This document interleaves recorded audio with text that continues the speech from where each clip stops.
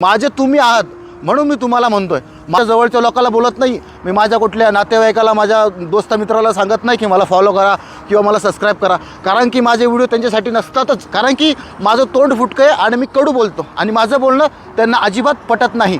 तर रामराम मंडळी, यारामध्ये येऊ, जय शिवराय, जय भीम भावांनो. तुम्ही जर असं बाहेर देशामध्ये जर असेल ना का, मला तुमच्यासोबत पण असंच होईल म्हणून मी तुम्हाला प्रत्येक व्हिडिओमध्ये माझ्यासोबत जे काही घडत असतं ना तेच मी तुम्हाला सांगत असतो. मी असं कोणाचा ऐकून व्हिडिओ बनवत नसतो. जे काही मला माहिती असते, जे काही माझ्यासोबत घडत असतं तेच व्हिडिओमध्ये मी तुम्हाला सांगत असतो.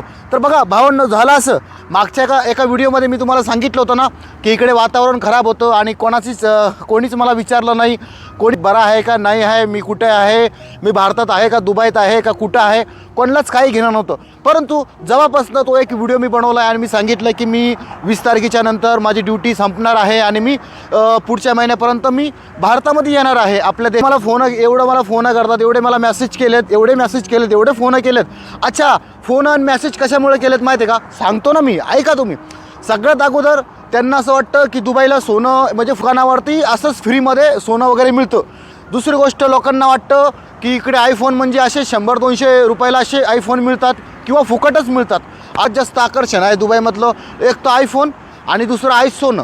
आता काल एका व्हिडिओमध्ये मी तुम्हाला दाखवलेलं की मी सोन्याच्या दुकानामधनं व्हिडिओ बनवला आणि भाव काढून मी तुम्हाला सांगितलं होता की प्रति तोळा प्रति ग्राम सोनं एवढं आहे. तर तोच व्हिडिओ बघून आमच्या काही जवळच्या माणसांना, जे गावामध्ये बंद पडलेल्या बसस्टँडवरती जे बॅनरवरती फोटो लागतात, तर त्या लोकांना असं वाटतं की आम्ही लय मोठे नेते झालोत, लय मोठं आम्हाला पद वगैरे मिळालेलं आहे.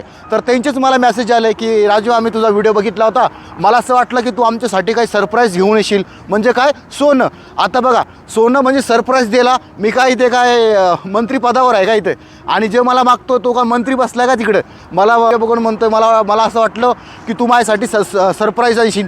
म्हणजे सरप्राईज कुठलं, म्हणजे सोन्याचं, म्हणजे 2-3 तोळे सोनं त्यांना घेऊन जायचं.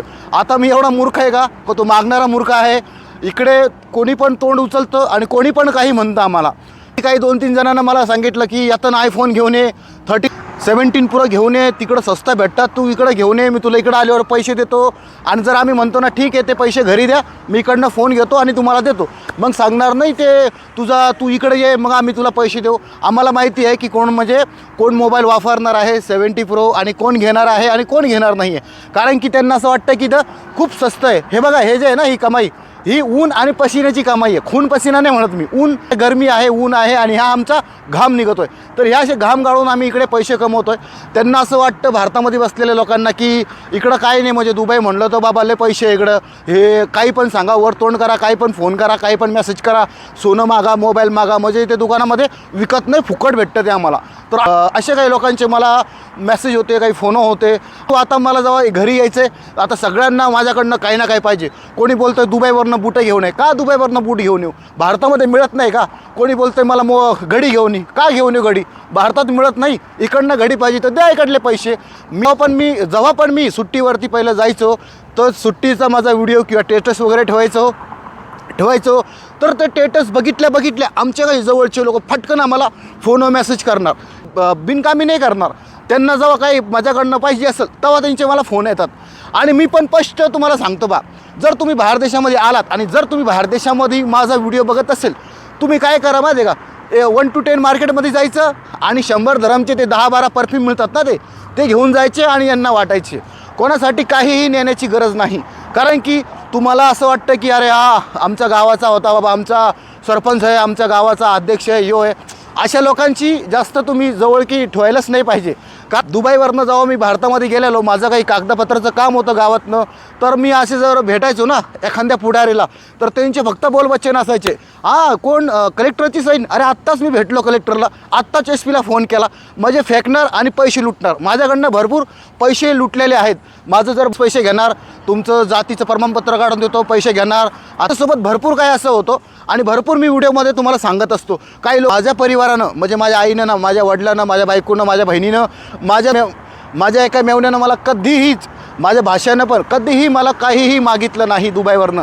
जर परिवारासाठीच मी घेऊन जाईल, काय घेऊन जायचं, कोणाला काय द्यायचं, मी फक्त परिवारासाठीच देतो. कारण की मी परिवारासाठी इकडं दुबईला आलेलो आहे. मी फुकट मागणार आहेत ना, यांच्यासाठी मी कमवायला दुबईला नाही आलो.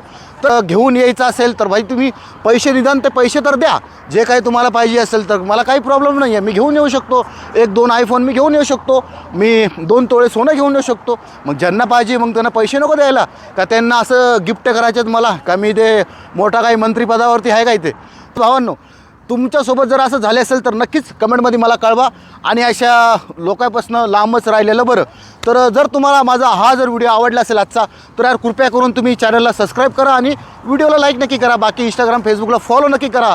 बाकी परत भेटू नवीन व्हिडिओमध्ये. तोपर्यंत जय हिंद, जय महाराष्ट्र, हर हर महादेव, जय शिवराय, जय शंभूराजे, जय भीम.